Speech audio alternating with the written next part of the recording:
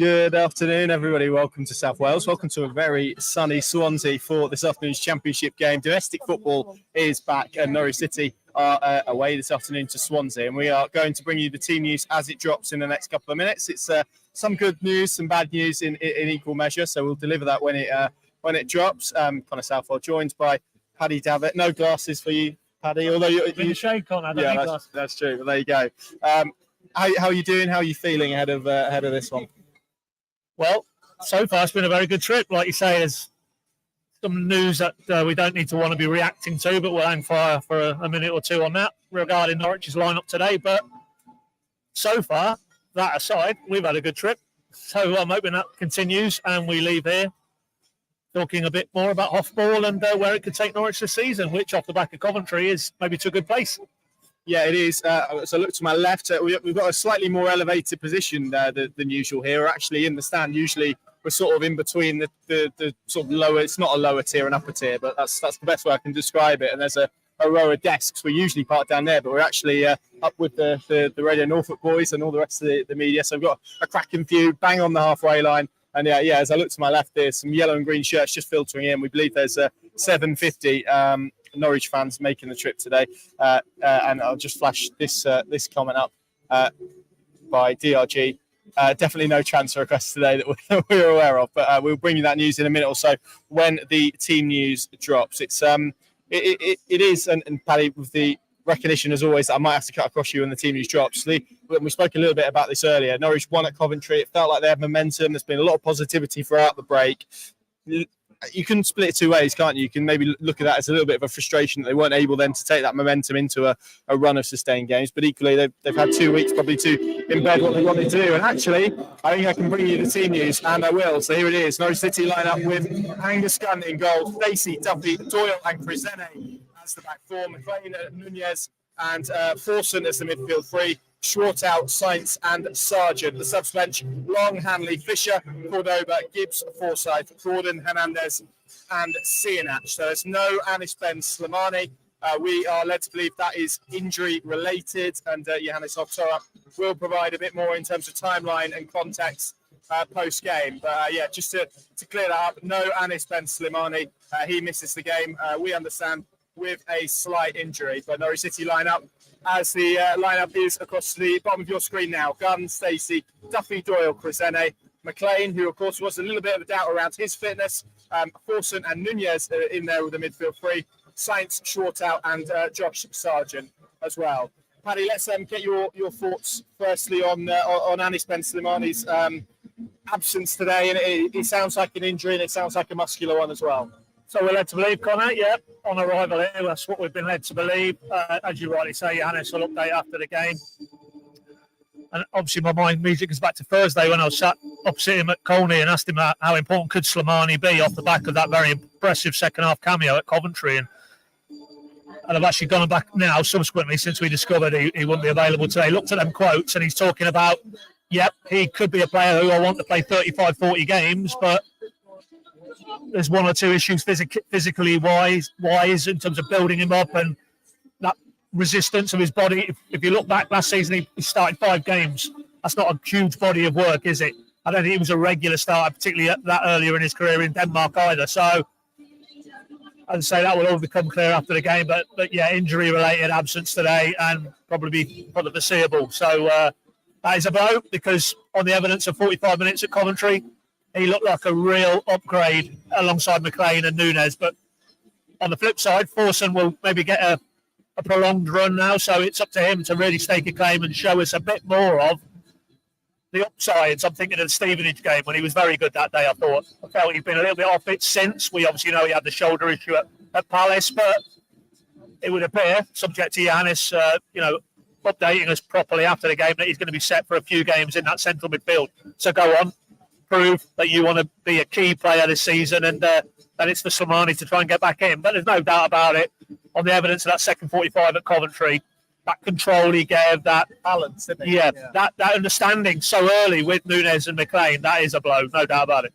But it's interesting, you see how we've lined up the team with Forson as that midfielder and Shortout out wide. On the club graphic, and again, we'll have to wait and see in terms of how it lines up, but Shortout looks to have been named actually in the midfield three, Forson perhaps on that right position, which maybe given his use of the ball and creativity, it's maybe not the worst shout in the world, with then Shortall adding maybe a bit more leg. So I can see if it was to pan out that way. Well, it would be interesting. I mean, I thought you might go with Shortall. Yeah, I understood the Cernach element of, a player who he's brought off at Coventry along with Forson at half-time, said it didn't really hit the levels. And to keep him out of the side again today, we know all about his backstory, how young he is, the money he's arrived for. Again, Giannis talking about the price tag isn't down to him. That's what the club's agreed. And yes, there has to be a little bit of patience, but I still thought he probably would tip towards Shortall today because, again, at Coventry, second half, and also at Palace, to be fair, I thought he did offer something in terms of that right-hand side of an attacking three. But as you rightly point out, Connor, we're looking down at the way they've assembled the names on the team graphic for the club, and it does potentially indicate that he's alongside Sainz and Sargent. We'll wait and see on that one. But Thornton is, and he's in the midfield three with McLean. And if you go back to Torp speaking about Shortall, the very first, I think, maybe question that you asked him post-game, he spoke about that ability to arrive in the box late, to add a real goal threat. And you could see why in that midfield dynamic, the way McLean and Nunez have set up, why that would work. But to throw that one back to you, have we seen Forson as an attacking three, either side of Sargent with Sainz? I think he's played as a wide player. I think so. Yeah, I think he has played more advanced. And again, if you look at what the major frustration with him was at Coventry, it was his ball retention. So if you're getting him essentially losing the ball higher up the pitch, then that's probably less of an issue, and it breaks down fewer attacks. So I can see maybe the logic if that is how it pans out, and we will obviously see how it pans out when the game goes. Kate Gordon, obviously deadline day arrival from Liverpool on loan. He makes the bench. Onel Hernandez on it as well after what's been quite a busy few days for him. I think getting back from Cuba, but Kate Gordon on the bench. I think we've already seen him taking a look at the playing surface. It's an interesting one to throw into the mix in terms of having those conversations about thank you very much, sort of wider players. He's a different profile, isn't he, to what maybe they've got when we talk about Cernach, when we talk about Forson or Shortall in those areas. Yeah, well, he labelled him a dribbler, Johannes. So almost the counterpoint in terms of balance, the science, that type of attacking profile in wide areas. And I guess if you're talking Cernach, maybe Onel, that's not really their strongest suit. That's not what you would associate them with. They're more players you want to cut inside. This is a guy who commits players, and that's going to open up space for others. I thought he was pretty effusive, Johannes, on Thursday, when after just one training session, it was paraphrasing, but words along the lines of he will be very quickly getting game minutes, and it wouldn't be a huge surprise if we see him off the bench today, because particularly if the game is tight and you get to the 65, 70-minute mark, get him in there against a tiring Swansea defence on the ball with his natural ability. Direct.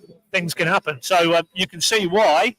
And clearly you're not at Liverpool at his age and not having made the breakthrough, which has only really been halted by injury and fitness-related issues if you haven't got something about you. So that is a talented player, and let's hope he stays clear of injury and fitness-related issues this season, and he gets enough minutes to show us that he's definitely a cut above the Championship, because that with him and Sainz and Sargent, you can see that's a mouth-watering front three potentially. Yes, let's bring you the Swansea City lineup. I think we're in a position to do that. No. Brad Hill's in the squad today. Grant Hanley makes the bench. He of course missed Coventry for fitness reasons. So here is Swansea's team. They've got Vigoro in goal, Key, Cabango, Darling, and Norton, formerly of Norwich City, many moons ago now. In their back four, Franco and Grimes, the midfield two. Eon, is that how we're saying that? Eon? I'll go Eon. Eon. Ronald on the other flank with Cooper behind Cullen, who was past fit. Their subs bench, McLaughlin, Fulton, Allen, Vipotnik, Timon, Bianchini, Bert Harris, Abbey, and Abdullahi. So that's Swansea City's lineup. And I think, Paddy, this game is really interestingly poised, isn't it? Because you've got two teams who Leeds have completed the most passes in the Championship, but Norwich and Swansea are second and third. They were, as of recording. I'm sure someone will point out if that's changed. But two teams that want the ball, and as we know, in football matches, you can't both have the ball for extended periods. This feels like a game that's going to be about control and who can get it, not just necessarily on the ball, but off it as well. Giannis spoke about the importance of how Norwich City press here today against a team that is going to play out from the back and does want to, particularly at home, want to dominate the ball in the same way that Norwich do. Yeah, and that cuts back to the debate we were having there about, is it going to be Shortall, is it going to be Forson in that first three? Because yeah, the way he dissected this potential game on Thursday, it was very clear he wants Norwich to be ultra aggressive at the front line and stop Swansea at source. And then if they do, he must feel that there's a weakness there they can exploit. You, of course, turning the ball over a much higher part of the pitch. Off the back of that, you expect chances. If you get chances in this team with Josh Sargent, primarily, they will score goals. So that is a massively important facet of this game today. And in contrast to Coventry, where he thought they were maybe a little bit passive, they got pushed into more of a 4-5-1 block. You know, Ben Lee did an excellent piece on it midweek, the tactical elements of that Coventry performance. And then Giannis more or less underscored it, I thought, with his comments that they need to be better. What we got?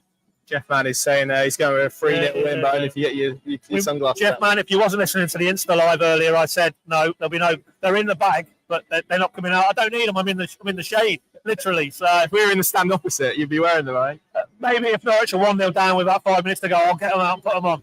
We'll do that. But there's absolutely no doubt, yeah, that Norwich will need to be better out of possession further forward today, because if you are, I think this Swansea team looked vulnerable to me. They've only won here against Preston. Apparently, you know, I read Ewan did his column on a little bit on Swansea because he sees a lot of them in Cardiff in his role for BBC Wales. And they played West Brom in the game before the international break. They lost 1-0. He said it could have been 4 or 5 down at half time at Hawthorn. But second half, he said that was their best 45 of the season and they were probably unlucky not to get something. So that, to me, straight on, I'm thinking that's a very Jekyll and Hyde almost type of team. And at this early stage of the season, if Norwich are right in those areas of the pitch that Johannes has identified, you know, you feel there's something here for them today. But then conversely, Swansea may be thinking that the way Norwich build up, there's an opportunity for them at the other end of the pitch. So it is, as you rightly say, Connor, two sides with similar outlooks, and it's who can get the edge and who can impose themselves on the opponent. And I actually wonder, I mean, we speak about the pressing element. I actually wonder if that's why maybe Schwartau has gone in, if he has gone into that midfield three, maybe why he's been preferred there to force him, just because of the legs maybe that he can give them. But we'll see how that we'll see how that transpires. Cordoba is on the bench, Jem, just to clear that up. Jose Cordoba amongst Norwich City's substitutes, he definitely is. I can see his name. And Slimane is out injured with a muscular issue, and we're expecting Giannis Oftorap to provide more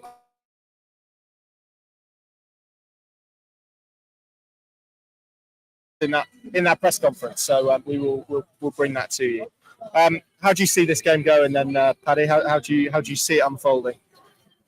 Well, we said on the Insta Live earlier that you were the only one who didn't go for an away win, Connor, if I recall. Yeah. So I'm going to stick with that. I'm going to tip towards the break hasn't come at a wrong time, and that the players who remained, Giannis talked a lot about, they did a lot of one-to-one work. They could integrate a lot of the players. Obviously, you know, the internationals not so, but other players have probably needed a little breather. They've had that. So in the vein of where they finished against Coventry, of course, now, you know, the dynamics altered a little without Slimane, but if Forson / Schwartau can come in and compensate for him, then, yeah, right, then lost me train of thought now. Then ultimately, I still fancy Norwich to just get their noses in front, because I just think we're talking about Slimane, that's a blow, but Sargent being fit, that's huge, because McLean as well. And McLean as well, you know. So on the upside of the injury ledger, there's enough quality in that Norwich lineup. They should be full of confidence after the Coventry game. Roll it on again.